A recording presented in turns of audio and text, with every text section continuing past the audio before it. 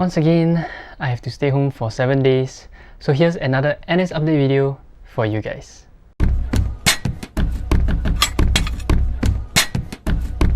Hello, welcome back to the channel and welcome to yet another Pro Term update video.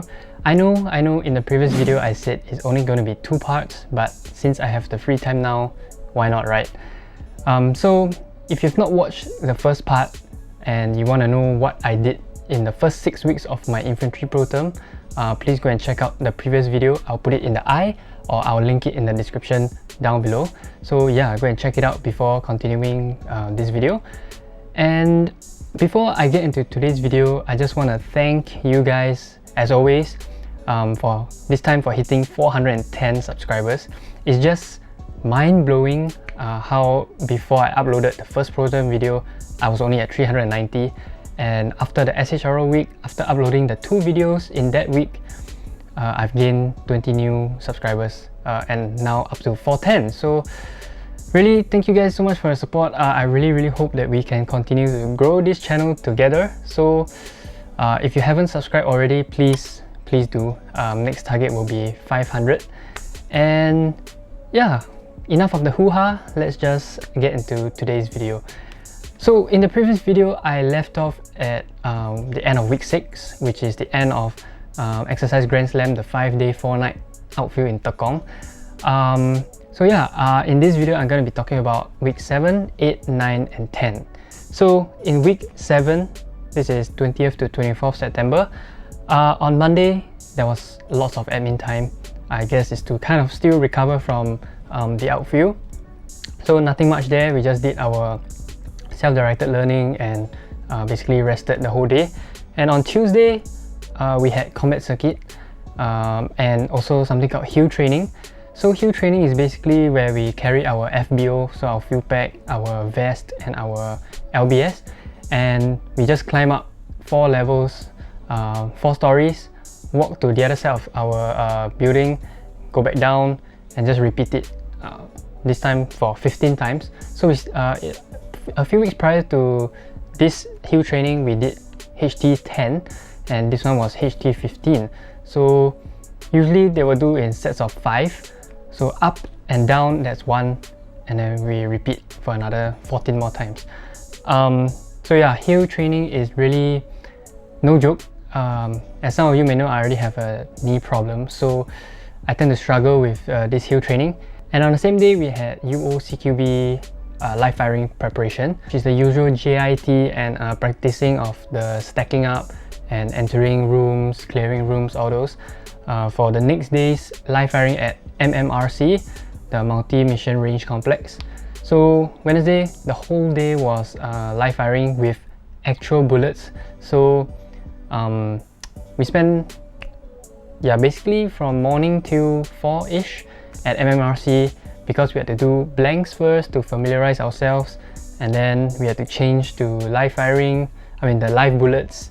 So yeah, the whole process was very tedious with multiple different teams, sections involved. So that's why it took the whole day. And on Thursday, we had admin time the entire day because Platoon 2 was firing that day. Platoon 1, which is my platoon, did the live firing on Wednesday, Platoon 2 on Thursday. So there were no trainers around, so we just rested in our bunks the entire day. And Friday, we collected our number 1 uniform, all the buttons and the rank and everything, to prepare for our photo taking at home. So basically, this week, nothing much. That is basically the end of week 7. Very chill, very simple week. So moving on to week 8. On Monday, we had weapon maintenance, which is basically cleaning the rifle of all the dirty, the gunpowder and stuff from the live firing the previous week. And then admin time again. That's Monday done. Tuesday, again we had live firing rehearsal. This time it's section live firing, so it's basically fire movement from bound to bound. And there was supposed to be introduction to VOC. So it's basically SOC but tougher. Different vocations have different VOCs. So if I can find some videos of VOC, I will put it in the eye or I will put it in the description if you wanna you're interested to know what different vocations do for their VOC, you can go and check it out. But yeah, we also have the introduction to VOC, but it was cancelled because of bad weather. So moving on to Wednesday, this is where our section live firing took place. Also at MMRC, it was kind of scary because it's live bullets, and as you know, fire movement is ICs move and then the man will move. So being the IC, being one of the ICs for that day, I was scared that you know, I might get shot from the back. So just a tip, don't make any enemies in SCS or anywhere in your life. Just make friends in case, you know, they might do something to you during the live firing. On Thursday, we had IMT, which is basically to prep us for our live firing. So you go to this aircon room where there's like simulators kind of, and you practice the shooting, practice all the drills and everything for the ATP live firing. After that, we had the briefing for the live firing, and that's basically much it for Thursday. And on Friday, we had our final IPPT for Pro Term, which me and Andre skipped because we got our goal already, so we got to rest in bunk. And we had guard duty, but that was cancelled. As you know, there were some complications in camp. Because of the complications, we skipped the guard duty. So that's basically it for week 8, yet another chill and simple week. So moving on to the third week of post Grandslam, which is week 9, and obviously you know what happened then. It was a SHRO. Well, we were supposed to have a tactical march and also the ATP live firing, but because of SHRO, we missed it. Some of us missed it, and yeah, they rescheduled the live firing to one day after my birthday on 22nd October, which I was kind of looking forward to. But now that I'm at home again, I missed the live firing again. Okay, hi, sorry to interrupt. I'm just editing the video right now, and I also just received a WhatsApp message saying that we have to book in on Friday morning for ATP instead of the original Sunday. So yeah, ignore the part that I said I'm not going for live firing this week. Just cut short a few days of rest, and yeah, no big deal. Hopefully I can pass the live firing, and yeah, just a quick little update here. So back to the video. Week 9, basically making those 2 videos, staying at home, very simple. Week 10, back to reality.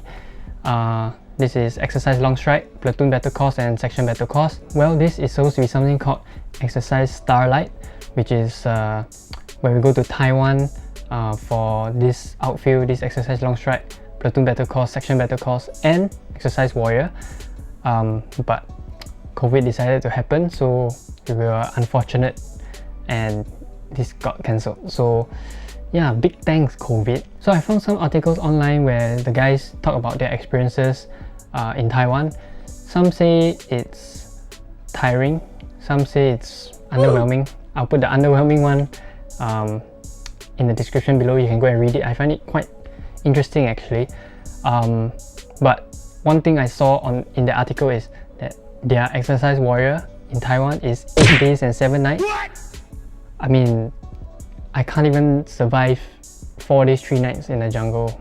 I can't imagine 8 days and 7 nights. Just no thank you. Now it's just cut to 5 days 4 nights. So yeah, if you want, please feel free to go and read the guy's article, the guy's blog. It's quite interesting what they did there. Monday was section battle course. So we moved to Tekong, reached about 10 AM in the morning, very early, and then we prepped for our section battle course. So section battle course, again, it's just practicing fire movement, ambush, quick attack within your section, basically fountain stuff. They keep emphasizing that it's not graded, it's just to warm up and everything, so it's pretty chill. Tuesday, platoon battle course, also basically, okay, this is not what we learn in Fountain. The drills are what we learn in Fountain, but basically this is the whole platoon doing a tactical march, having different contact points and engaging the enemy. So yeah, there was obviously a tag march from our start point to the main objective. RT drill is crazy. So our platoon commander will shout RT, RT, RT, and then we'll simulate RT strike. We'll just hit the deck, prone on the ground, cover the back of our necks with our hands, and then once he says RT lifted, we run. And the run is no joke. I don't know how long we run for, it felt like forever, but with everybody carrying all their different weapons, their bags, everybody just, I speak on behalf of everybody, I think they all wanted to just like drop dead and die right there. Yeah, RT drill is a no-go. Next we had fire movement, 4 different contact points consisting of fire movement, quick attack, and the last point is, as always, breaching. So my section was in charge of it again. Well, all this is supposed to end before lunch. Platoon 1 and Platoon 2 was supposed to finish by then, but by the time my platoon finished, it was 11. So we took a break, and before Platoon 2 could move off, it was code black for like 3 hours. So we had a short nap time, and yeah, we ended, by the time Platoon 2 finished, we ended about 5-ish evening time, and so we spent the rest of the evening prepping for our exercise Longstride, which is the navigation. So we prepped our map, we packed our field packs, took out whatever we didn't need, put in whatever we need, and yeah, basically we slept in the training shed, luckily, for the rest of the night. And for Wednesday, day 3, that was where exercise Longstride began. Obviously, this is a navigation exercise which we had to walk about 18 km around Tekong to find checkpoints, basically like exercise gypsy, but the terrain was much better. Yeah, so we started at our aiming point near School 4, and then our end point is obviously near the ferry terminal. So it was very, very tiring because you had to carry the fuel pack super heavy, plus the weather was super hot. I remember me and some of my section mates were just complaining about how hot the weather was, and we're just like kind of cursing the sky, like, oh my god, why is it so hot and whatnot. And before you know it, it started raining. So I guess moral of the story is don't curse the sky. But yeah, luckily it didn't rain for very long. It was just about an hour, and after that we carried on with our navigation, and my team ended off about 5+6 p.m. So we basically spent the rest of the night chilling at the end point and just sleeping until the next day before we had to go back to camp. And Thursday, go back to camp, recovery, unpacking and stuff. Friday, really nothing much, but a little bit of preparation for the CSB march, and then it was book out. So that's the end of week 10. So yeah, that's the end of the video. Hopefully it's not too long. The next NS update video would most probably be out next month after I graduate. I hope you look forward to it as much as I look forward to graduating, and hopefully that video would have more interesting bits rather than just chilling in bunk and doing nothing. But yeah, SHRO again, I guess I cannot complain, but kind of looking forward to going to Warrior, seeing what happens, and yeah, that's all. Thank you guys so much for watching. Please subscribe if you haven't already. Like I said, next target will be 500 subscribers, and yeah, I don't want to talk too much. See you in the next video. Bye!